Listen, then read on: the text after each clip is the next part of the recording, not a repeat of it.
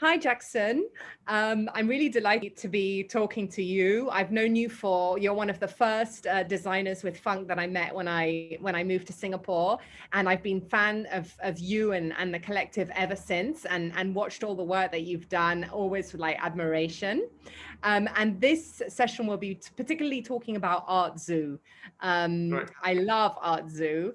It's so interesting, and maybe you can start by giving a quick introduction for people who may not be familiar with you. So I'm an artist, a designer, and curator, and I was born in Singapore and live and work in Singapore as well. So I'm part of a art collective, which is Funk, who has worked with you before, previously in the Tiger Translate project. That was really interesting. We wanted to start a band, a rock band, but it didn't happen. And then we traded our electric guitars for Mac, and that's how Funk started. Along the way, I also started Black, which is something that Black is a creative agency that does branding, design, and curation. And in the last 3 years, I started ArtZoo, which is so-called a personal dream project for me. Because when I was a kid, I loved going to the zoo. I love watching Sesame Street, and I also love playing at the animal themed playgrounds at my grandparents' HDB neighborhood at Dakota. And I always wanted to dream of creating my own place, my own playground. And that's how ArtZoo started. And Jackson, how did the idea of it being giant bouncy castle, how did that come about? Yeah, so I think in 2015, I was in charge of creating the main project for SG50, and it was called SG Hamap, and it was at the floating platform at the time. So I dealt with that venue. I realized that in Singapore's climate, there's a lot of rain and there's a lot of sunshine. So it's either rain or sunshine. It's pretty harsh for artworks. And I was working with Pico. They are an events organizer, and they've been curating the I Like Marina Bay festival. And they came to us with URA, and they wanted, because I have the experience of working on the floating platform, and they wanted me to come up with an idea to create an art installation at I Like Marina Bay for that. And I thought back to some of these festivals that were going on in Singapore for the last few years, and there were a lot of complaints from parents, of art festivals, because they felt that the festivals were not for families. They were for adults or people who love art, and they also felt that it was very uninspiring or uninteractive because you can't touch the art or you can't do anything with it. You basically can just see it. Yeah. So sometimes they don't understand it. And from the authorities, they really fear the kids, because kids love the artwork so much that sometimes they like to poke at it, or they like to kick it, or they like to do things with it. They like to touch it, and then they damage some of the public art. So these were the two conflicts that were going on. And I thought to myself that if I want to do something, I should do a piece of art that the kids could really engage with. And I look at my nephew and nieces, I just talk to them, and I realize that they don't go to the animal themed playgrounds anymore. They play with the iPad every day, play in their rooms, and they don't interact with each other anymore, and they don't play with the parents anymore. So I thought, okay, I'm going to create an art installation that you can look at it as epic in size, because that place is so epic, and it has a really nice backdrop of the city around it. But at the same time, it's going to be very colorful, reminds you of the zoo, reminds you of Sesame Street, of the animal themed playgrounds. But it's something that it's huge but easily to maintain. So the material of the inflatable is very important, because it's something that is light when you bring it down. And then you can bring it up in very quick, like within 30 minutes. You can clean it very quickly. And it's also very good for Singapore's climate, because it withstands the rain and the sunshine really easily. And definitely when the kid and the parents go up to play on it, there's no problem with them bouncing and kicking it, So it's spectacular as an art piece, but at the same time, it's also a playground. And also, I've been to playgrounds where you go to bouncy castles at night markets, and they're too small. So they're meant for kids. So when the parents look at it, they feel embarrassed, and they just stand at the side looking at the kids. But I know at the back of the mind, all the parents would love to be up there with the kids. rather than standing at the side, so I decided to make it really huge so that the parents can go inside and play with the kids. So when we did that, the parents played with the kids and they were crazier than the kids, because a lot of parents say that it brought them back to their childhood. So Jackson, how do you go from having that amazing idea to making it come real? What is the process? Did you start with sketching, and what are the challenges along the way? Yeah, so the idea really came to me like like how do I bring this art to the parents, and how do I create this with such a big space. Actually, it's such a big space. Actually, if you're gonna do a normal sculpture, it's gonna be invisible. You can't see it, yeah, in that huge space. So first thing is to do something huge, and to me that something huge, will be a playground. But what do I feel it with the playground? So I thought that going to the zoo is one of the most fun things. But going to the zoo, you have to go to Mandai. But this can be a zoo that we can come to the city and interact with. But I thought that it shouldn't be a normal zoo. And I thought that from a position of an artist, what kind of zoo will I create? Then naturally it came to me one day when I was sketching, and I said, hey, how about if it's an art zoo? And then I look at the words art zoo, I just drew it down. And I say, hey, if I link A for art and Z for zoo, it's basically A to Z.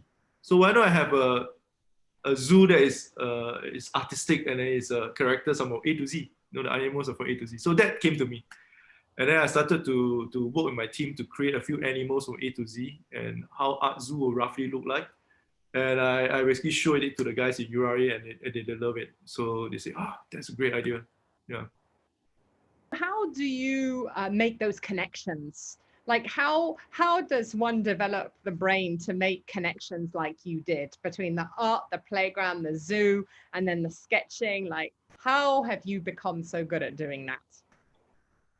Well, I guess it's I guess it's really from it's really from childhood, because when I was a child, I love drawing, and I love comic books, and I love drawing Superman and Batman and all those super friends, yeah. And I remember vividly, because now that I can join back the dots, because I did my MA, and I was writing a thesis about science and symbols. And during my thesis, I realized while I was writing that I really related back to my childhood of exactly why I did the things that I do now, and I can connect the dots, and I remember when I was in kindergarten, my teacher was telling us to draw the garden outside with the flowers and the butterflies and everything. I was so obsessed with drawing Superman and Batman, I basically just drew Superman and Batman and all the super friends. She was very encouraging, and she said, wow, that was amazing. We're going to put it on the wall. And that, to me, was like Spider-Man got a bug, got a bite from the spider, and that made me feel like I was powerful. I had a superpower. And that superpower was drawing and imagining, imagination. And the funny thing is, I was really into drawing the logos of the heroes more than the bodies. But what is interesting about it is that a lot of things from childhood actually germinates in the mind for many years. Like, let's say, like zoo, the idea of creating something with zoo, I thought it was always fun. Something with animals, the idea of A to Z that I thought was really interesting, because I always loved Sesame Street, and then they have this MTV songs about A to Z, or like the 1 to 10. I'm not sure whether you've seen it, like the pinball of 1 to 10. Yeah. Those were amazing. So I thought somehow all these things were germinating in my mind all the time. And I always thought that, the things that we do in funk is very punk rock, it's things that are very rock. And I thought if I can revisit my childhood, what would that be? So ArtZoo was really connecting the dots of things that I love in my childhood, and with who I am now as an artist and a designer, and basically put it together. That's amazing. And then Jackson, what about making that come to life, like the building of that zoo and all the safety and all that stuff? How was that? Was it difficult? How did you get all that part done? And are you involved yourself personally in that whole process? or does Yeah. another part of the team start taking over? Yeah, yeah. So I think we were really lucky as well because I mean when URA came to us, they came with a big piece of land to work with. I think that's one thing that's usually people don't get the opportunity. So I got that. So I was very lucky for that. Second thing was that because Pico were the organizers, they are also a very good so-called event organizer.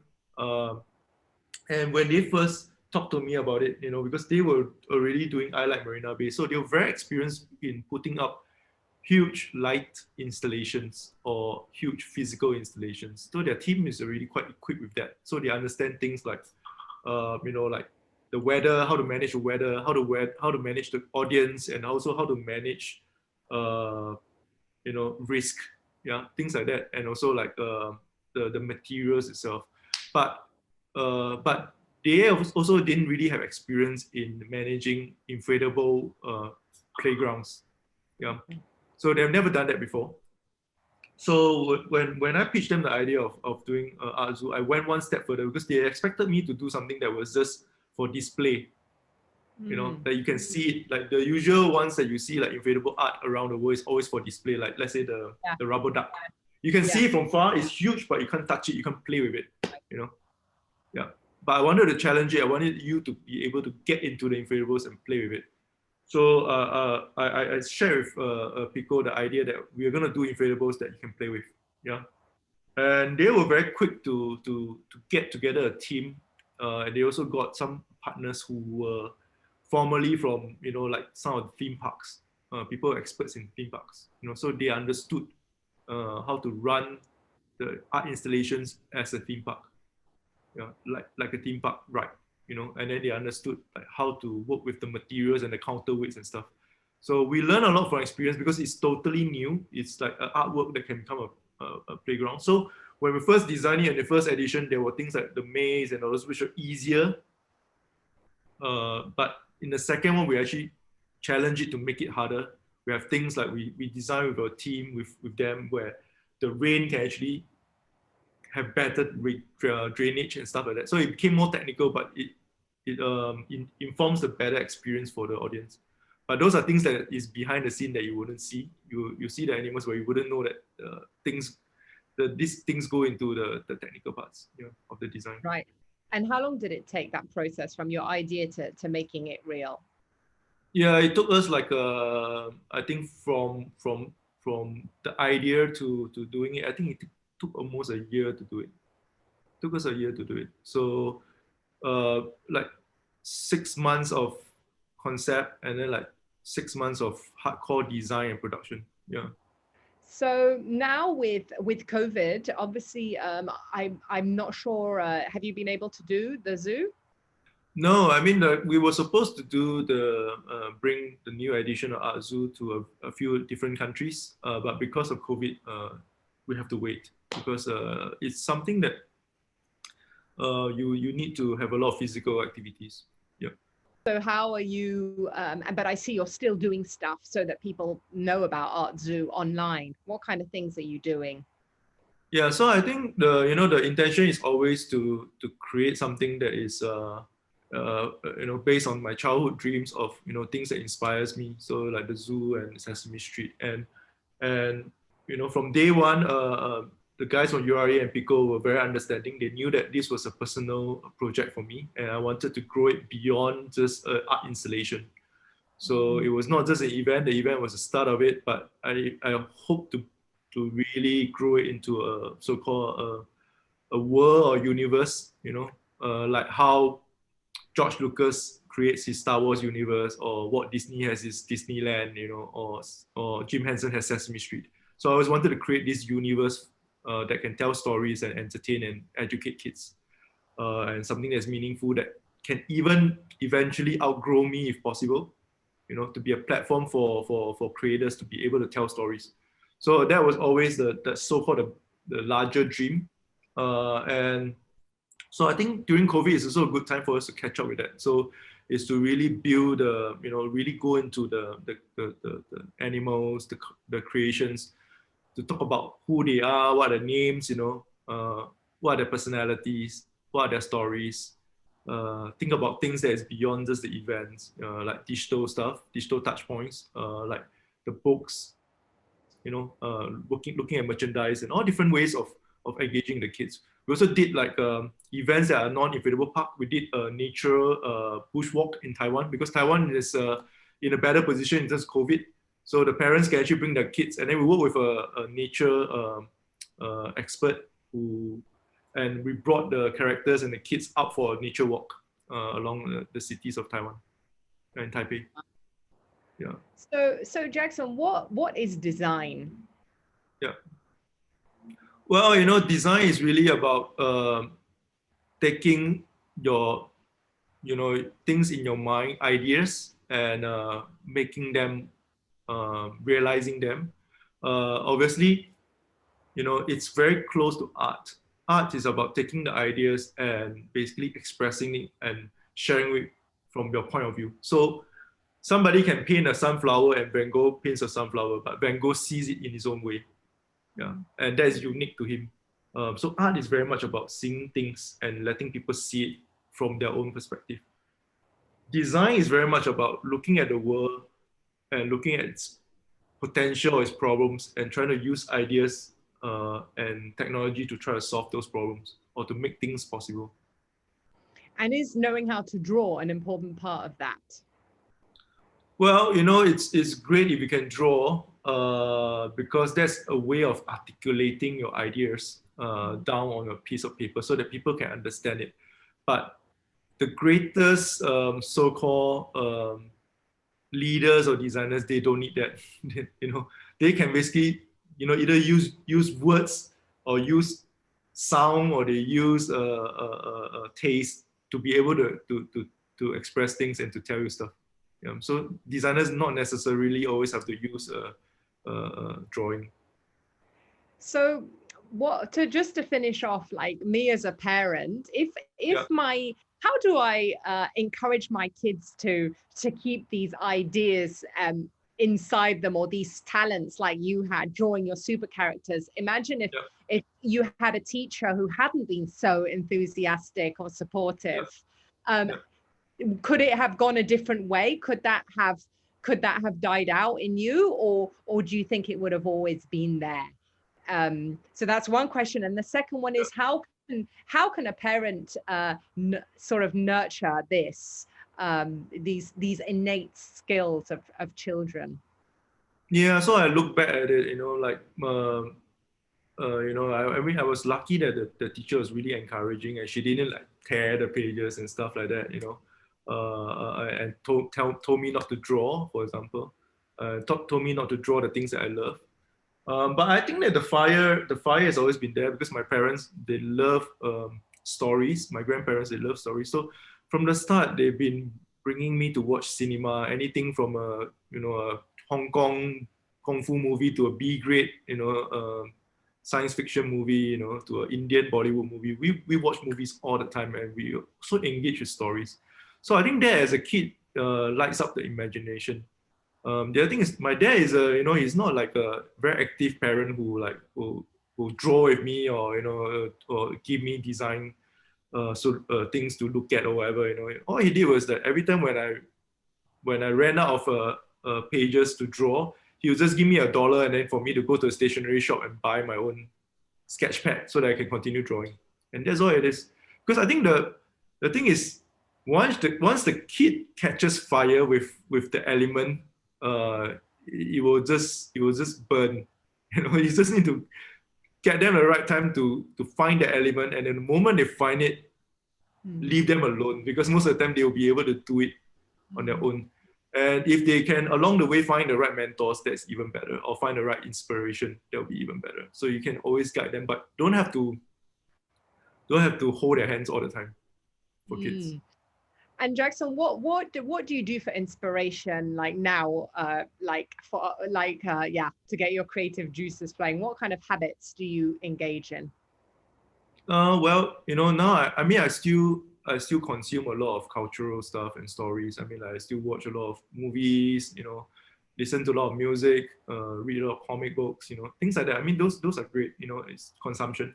But a lot of it is also about reflection, because at this age, it's a lot of finding your own voice is important. You know, for me, is how do you find your own voice? As a child, you basically find your voice by lending other people's voices, because those are voices that you lean towards and you like. You know, like, oh, I love hip hop and I love it. You know, I love this color. I love it. So once you grab all this stuff, eventually you'll be you. You know, but at this stage, I'm really looking at what's me. Also, at the same time, I'm also really interested with other creatives. You know, let's say like yourself. You know, how you've grown. You know, since then. You know, like, or Steve or anybody else.